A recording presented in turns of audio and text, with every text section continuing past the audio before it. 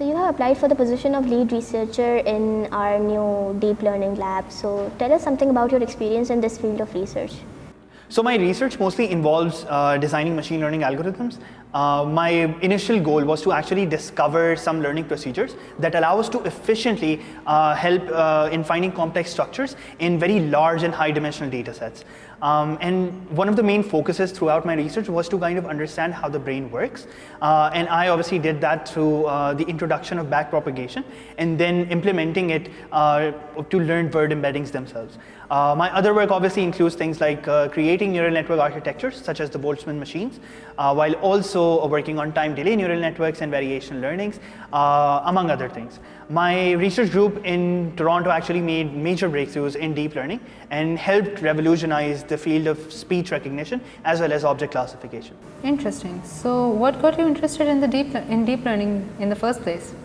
That's a great question. Actually, it takes me back when I was in high school. I had this classmate who was really good, like really good at mathematics. And I remember him coming into school one day and just, asked me, did you know that the brain uses holograms? And I was kind of taken aback. That was actually like 50, 60 years ago, I think in 1966. And I said, sort of, because like, what is a hologram? And then he went on to explain how in a hologram, you can actually chop off half of the image, and then you can still get the whole picture. And just like that, that's actually how memories in the brain are actually distributed too, where like there's no discrete part of the brain that stores some certain information. So, and then it kind of took me back to the fact that he was probably referring to what we know as Lashley's experiments, where they chopped off bits of a rat's brain to only discover that it's very hard to find one place that stores one particular memory. So that was what really got me interested in all of this, in kind of understanding how the brain stores memories. And my curiosity to learn how the brain worked consistently made me change my mind from physiology to physics, and then to philosophy, and then back again to psychology. But even then, I realized that all of these fields individually lacked a lot in explaining how the brains function. So, and then when I finally stumbled across AI, I decided that I really want to study artificial intelligence. So I went to Edinburgh, where my professor had actually done a lot of work on neural networks, and that's kind of where I finally got my start in getting into deep learning. So a lot of people stopped working in neural networks because of the lack of results and shifted their concentration on other AI techniques. But what made you so confident about neural networks? So many of my colleagues shifted to other methods to get brain-like behaviors from a machine. But that was honestly never my concern, because at the core of my heart, I always understood that mimicking the actual actions of the brain is very important, and doing that programmatically was going to be very difficult. So we knew that the way that we were working on our research on neural networks, and especially backpropagation itself, was something that allowed a machine to actually do something intelligent by learning rather than being forcefully programmed into doing so. We knew that our approach was more scalable if only we could get a few things right. So that was honestly never my concern, and which was why I continued work in that very confidently. So we knew this had to be the right way. And then it also comes to the point of the fact that the brain is also making those connections somehow, right? And they're learning. So we just had to figure that out. But obviously, one limitation that I do have to address was the fact that the algorithms at that time that we worked on, especially the backpropagation algorithm, was very difficult and very powerful to run at that time. And the hardware we had available to us at that time wasn't really sufficient or provide us with efficient results. So that was a problem. Interesting. So you just mentioned that backpropagation algorithm was very powerful for that time, and the computer hardware wasn't powerful enough to run that algorithm. But was there anything that was lacking on your part, or that limited for you guys to get the optimal results from the algorithm? So we worked on backpropagation back in the 80s, and we thought it solved everything. But unfortunately, we realized over time that it didn't. And that was something we felt was really depressing, honestly. We thought it wasn't working because we didn't have quite the right algorithms or maybe the right objective function. I myself thought for a very long time that because we were looking at it as a supervised learning problem, where you would actually have to label the data itself, we should have taken it as maybe an unsupervised learning problem. where you serve this model with no label data and it learns to kind of cluster that and extrapolate information from that. But it turns out it was just a question of the scale, which was something we really didn't think of back then. And I think that held us from getting the optimal results. So you and your colleagues worked on backpropagation algorithm, but you as an individual is highly credited, and there are controversies that this might not be the right way to credit someone. So would you like to comment on that?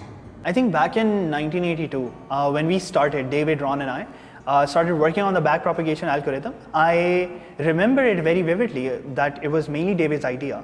And then when our work went on to become more popular, it was just that the work that I had to do in getting it more into the mainstream and having it more applied by scientists and researchers actually was consequently ended up with me being credited to it more than I obviously actually worked on it. But there is absolutely no doubt that David was someone who kind of came up with the idea, and I always want to ensure that I give him the due credit for that. It's interesting, but this isn't where the controversy ends, right? Because not only does the controversy revolve around the fact that only you're credited for the backpropagation algorithm, but it also revolves around the fact that you guys as a team did not invent the backpropagation algorithm. Like, there were people before your team who already worked on such algorithms, and you did not properly cite those work. So would you like to say something about that? In terms of that, I understand that there's a lot of controversy about it, and I remember recently when I won the Turing Award, it was something that was brought up again, but I think I have to kind of set the record clear about the fact that maybe David Parker was someone who invented it probably after us, but before we published it. But Paul Verbos is someone we understand that published quite a few years earlier, but unfortunately it wasn't paid much attention. And it was something that we didn't know ourselves when we were working on it.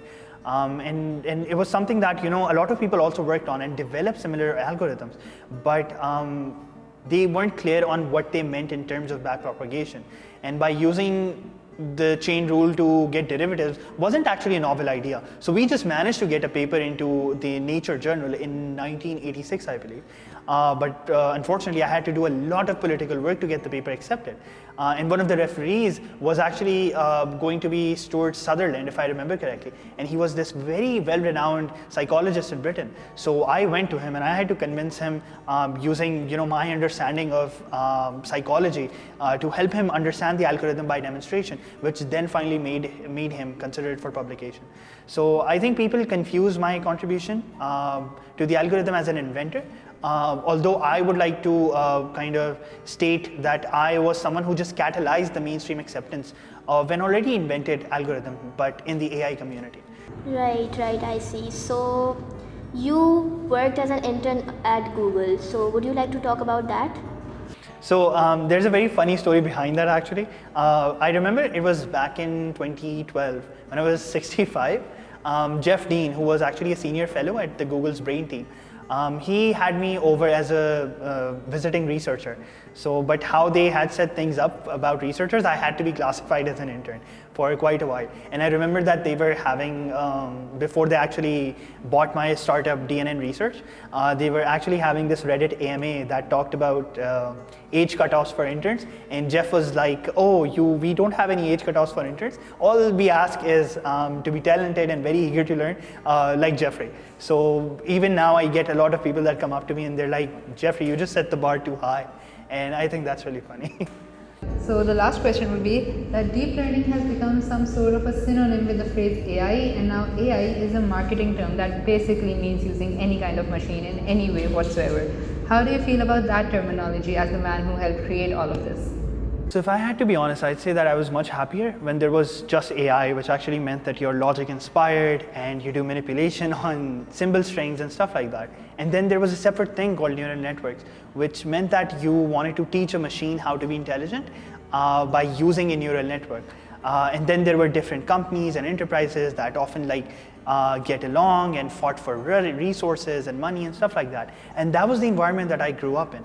And now I see people who spent years claiming that neural networks are complete nonsense and they won't work and stuff like that, now claiming that, oh, I'm an AI professor, I need money. And I just find it really annoying, and I think it's disrespectful to the whole field and doesn't do justice for the time and effort that many of the actual scientists, researchers, and professors have put into their profession.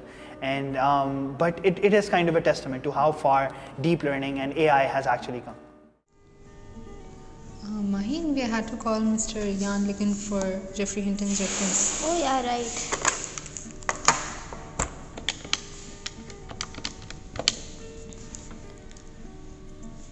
Hello, is this Mr. Jan Licken speaking? Yes, that's me. Oh, so yes, good morning, sir. We would like to ask you about Mr. Geoffrey Hinton. So he recently gave an interview for the position of a researcher in our university. So we would like to know if you can shed some light on him as a researcher and your experiences with him. Or maybe you could tell us something about your work with him in neural networks in 1980s. Sure. So Hinton, in my personal opinion, is one of my very good friends.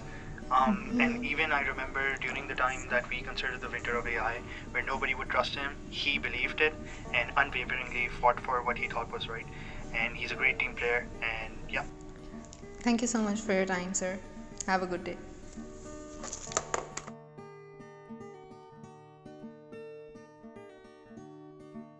Hi, is this Mr. Hinton speaking? Hi, that's me.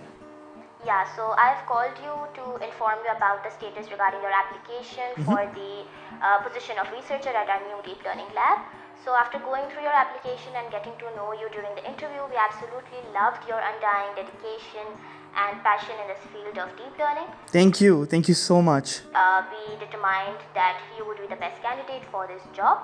So congratulations, see you soon at our lab, and I will shortly email you with further details and formalities regarding Sounds the good. process. Have a good day. You too. Bye-bye.